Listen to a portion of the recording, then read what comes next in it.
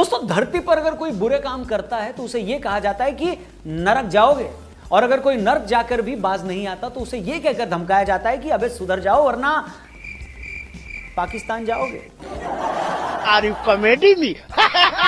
इससे हुआ यह कि पाकिस्तानियों ने भी नर्क जाने की धमकियों से डरना बंद कर दिया है, क्योंकि उन्हें भी यह पता है कि जैसी जिंदगी में वो पाकिस्तान में जी रहे हैं उसके बाद नर्क में भी उनके लिए कोई सरप्राइज। जब भी मैं कोई मजाक करने की सोचता हूं तो मुझे मेरी फटी हुई बनियान याद आ जाती है। वो बनियान जिसे पहले 3 साल तक मैंने पहना, फिर उसे पहनकर मेरा छोटा भाई स्कूल गया, फिर जब वो बनियान पुरानी हो गई तो मम्मी ने उससे घर पे पोंछा लगाया, पोंछा भी जब पुराना हो गया तो पापा ने उससे अपना स्कूटर साफ किया, और आज जब वो बनियान चीथड़ा चीथड़ा हो चुकी है, उसका एक एक धागा निकल चुका है, रेशा रेशा अलग हो चुका है, तो मैं सोचता हूं कि इस बेचारी का अब क्या ही किया जाए।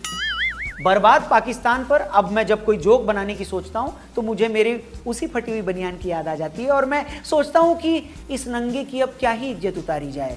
नहीं, आप मेरी तरफ से भाड़ में जाएं। मगर बात यही खत्म नहीं होती मेरे दोस्त। सवाल यह है कि यह बनियान फटी कैसे। एक वक्त जो पाकिस्तान भारत से आगे हुआ करता था, जिसकी जीडीपी से लेकर पर कैपिटा इनकम भारत से ज्यादा हुआ करती थी, आज उसकी भारत से तुलना करना तो दूर, कोई एक सेंटेंस में दोनों देशों का अगर नाम भी ले लेना तो लोग नाम लेने वाले को बुर्ज खलीफा के एंटीना की नोक पर मुर्गा बना देते हैं। उसकी जुबान को टॉयलेट क्लीनर से साफ किया जाता है और उसको 3 बोतल हार्पिक से गरारे करवाए जाते हैं, और तो और लस्सी का बोलकर उसे फेविकॉल पिला दिया जाता है ताकि हमेशा के लिए उसकी जुबान बंद हो जाए।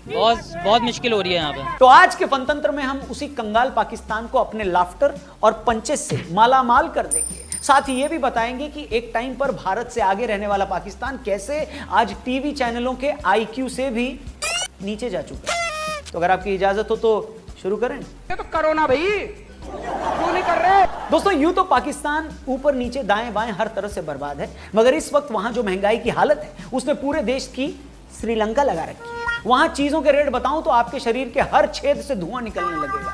रमजान के इस पाक महीने में पाकिस्तान में केले 500 रुपए दर्जन मिल रहे हैं, मतलब 40 रुपए का एक केला। मतलब खुद केला इतना महंगा हो गया है कि वो अकेला ही रह गया है और उसे कोई खरीदने को तैयार नहीं है। 1 किलो अंगूर 1600 रुपए किलो हो गया। मेरे जैसा आदमी तो खाते खाते 3-4 अंगूर ऐसे ही नीचे गिरा देता है, और मेरा मानना है कि अगर अंगूर इतना महंगा हो जाए ना तो उसे किलो के हिसाब से नहीं, पीस के हिसाब से बेचना चाहिए कि भैया 100 रुपए के 3 दाने अंगूर बांध दो।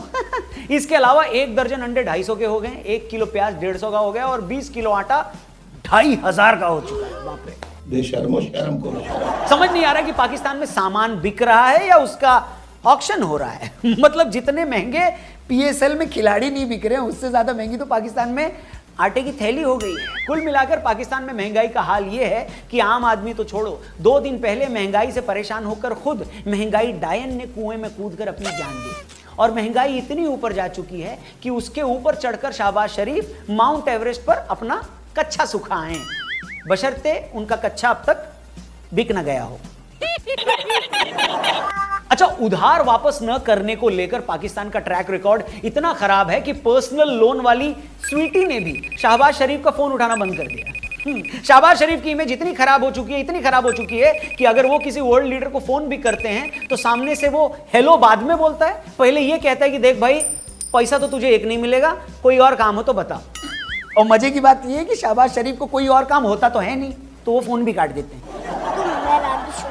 हालत यह है कि पिछले साल पाकिस्तान में आई बाढ़ के बाद उसे 16 अरब डॉलर की जरूरत थी, मगर अमेरिका से लेकर चीन तक कोई भी पाकिस्तान को गधा मानने के बावजूद उसे घास डालने को तैयार नहीं हुआ। आखिरकार शहबाज शरीफ ने हाथ की नस काटने की धमकी दी तो सऊदी अरब, चीन, अमेरिका और यूरोपीय यूनियन ने कुछ करोड़ डॉलर का चंदा करके पाकिस्तान के कटोरे में डाले, तब जाकर 9 अरब डॉलर इकट्ठा हो गए। इसके बाद पहली फुर्सत में शहबाज शरीफ बिजली का बिल और दूध वाले का बिल भराए।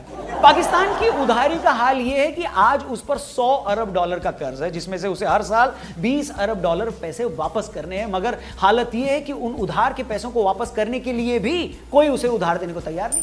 अमेरिका और यूरोप में रह रहे पाकिस्तानियों ने पिछले 2-4 सालों से अपने मुल्क में पैसा भेजना भी बंद कर दिया। आज पाकिस्तान पाई का मोहताज हो गया है। हकीकत यह है कि पिछले साल हिंदुस्तान की तरफ से गलती से पाकिस्तान में एक मिसाइल चली, और कोई देश होता तो इसकी शिकायत करता, भारत से युद्ध लड़ लेता, मगर पाकिस्तान ने चूं तक नहीं की और चुपचाप उस मिसाइल का लोहा कबाड़ी वाले को बेचकर खा गया।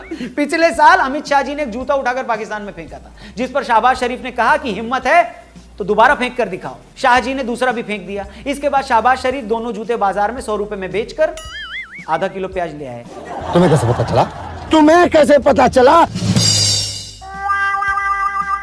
मगर यह भी सच है कि पाकिस्तान हमेशा से इतना बदहाल नहीं था। हकीकत तो यह है कि 60 के दशक तक पाकिस्तान की पर कैपिटा जीडीपी $83 थी और भारत की 82।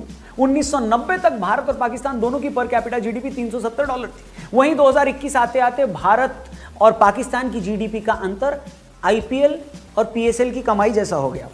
आज भारत दुनिया की सबसे बड़ी अर्थव्यवस्था में से एक है और पाकिस्तान दुनिया की सबसे बड़ी अनर्थव्यवस्था। भारत का विदेशी भंडार $600 अरब के आसपास है और पाकिस्तान के विदेशी भंडार में 13 रुपए और 100 ग्राम धनिया है। इनके पास इंपोर्ट करने के लिए 1 महीने का पैसा भी नहीं है। घर पर 2 मेहमान भी आ जाए ना तो खुद शहबाज शरीफ को चाय के लिए दूध लेने भारत आना पड़ता है। 1960 तक भारत का विदेशी भंडार पाकिस्तान से 2 गुना ज्यादा था, आज 200 गुना ज्यादा है। आज डॉलर के मुकाबले भारत का रुपया 82 है और $1 के मुकाबले पाकिस्तान का रुपया 282 का। और इससे पहले कि ये सुनकर कोई पाकिस्तानी चप्पल पहनकर नीचे से आधा किलो बूंदी ले आए, उन्हें मैं ये बता दूं कि डॉलर के मुकाबले रुपया ज्यादा होना गर्व का नहीं, शर्म का, लानत का और जलालत का विषय है। अब चप्पल उतारो और दोबारा बेड पर लेटकर ये वीडियो कंटिन्यू करो। भैया मुंह निकल जाएगा हमारा ऐसा करेंगे। यह सच है कि आजादी के बाद दोनों मुल्कों ने अपना सफर एक कृषि प्रधान देश के तौर पर शुरू किया। 80 के दशक तक दोनों ही देशों की इकोनॉमी में लिबरलाइजेशन नहीं आया था, मगर यहीं से ब्रेकअप करने वाले आशिकों की तरह दोनों देशों के रास्ते जुदा गए। भारत देखते ही देखते आईटी और मैन्युफैक्चरिंग सेक्टर का हब बन गया और वहीं पाकिस्तान ओसामा बिन लादेन जैसों का ननिहाल बनता गया। हमने दुनिया को क्या नहीं दिया? माइक्रोसॉफ्ट, गूगल और ट्विटर जैसी तमाम बड़ी कंपनियों के सीईओज दिए। और पाकिस्तान ने दुनिया को क्या दिया? लश्कर-ए-तैयबा, जैश-ए-मोहम्मद और हिजबुल मुजाहिदीन जैसे समाज सेवी संगठनों के कार्यकर्ता दिए। हमने दुनिया को सुंदर पिचाई और सत्य नाडेला दिए और पाकिस्तान ने दुनिया को हाफिज सईद और कसाब जैसे महारत्न दिए। इससे हुआ यह कि दुनिया की कोई भी बड़ी कंपनी पाकिस्तान जाने के लिए तैयार नहीं हुई। कोई भी मुल्क वहां क्रिकेट खेलने को तैयार नहीं हुआ। असल जिंदगी में तो छोड़ो, कोई भी इज्जतदार देश उससे फेसबुक पर भी दोस्ती करने को तैयार नहीं हुआ। देखते ही देखते उसकी इमेज उस उठाई गिरे जैसी बन गई जो पांव छूने के बहाने आपकी चप्पल चुरा लेता है, आपका ध्यान हटते ही आपका बटुआ मार लेता है, आपकी सब्जी वाली थैली में से लहसुन चुरा लेता है। वो ऐसा पड़ोसी बन गया जिसके बच्चों के साथ कोई खेलने को तैयार नहीं हुआ। हालत यह है कि भारतीय जड़ों को भूलकर खुद को अरब मुस्लिम मानने वाले पाकिस्तानियों को आज कोई अरबी सब्जी खिलाने को तैयार नहीं है। उधार देना तो दूर, सड़क पर कोई उनको साइड देने को तैयार नहीं है। और वो कश्मीर को पाकिस्तान में मिलाने का कितना भी ख्वाब क्यों ना पाल लें, सच यही है कि पाकिस्तानी जब विदेश में अपना इंट्रोडक्शन देते हैं ना तो खुद को हिंदुस्तानी बताते हैं, क्योंकि उन्हें भी पता है कि खुद को पाकिस्तानी बताने पर कैसी इज्जत मिलेगी। दुनिया में किसी भी कौम के लिए इससे बड़ी शर्म की बात क्या ही होगी कि वो घर से बाहर जाकर ये ना बता पाए कि वो किस देश से है। ये तो वही बात होगी कि अपने बाप के कर्मों की वजह से किसी बच्चे को दुनिया को ये बताने में शर्म आ जाए कि वो किसकी औलाद है। तो ये है इस मुल्क की हकीकत। और ये बात करते हैं कश्मीर की। लाल किले पर इस्लाम का झंडा फहराने की बात कर रहे हैं। झंडे का तो पता नहीं मेरे दोस्त, मगर पाकिस्तान में जो हालात हैं ना, कोई शहबाज शरीफ के पिछवाड़े में डंडा घुसाकर कहीं उनको ही इस्लामाबाद की किसी छत पर न फहरा दे। ये बड़ी अच्छी बात कही है। बाकी पाकिस्तान की लानत मलानत में आज इतना ही। अगर आपको लगता है कि मेरी तरफ से कोई कमी रह गई हो तो आप उस कमी को पूरा करो ना, कमेंट सेक्शन भरो ना, साथ में अपना नाम लिखना मत भूलिएगा।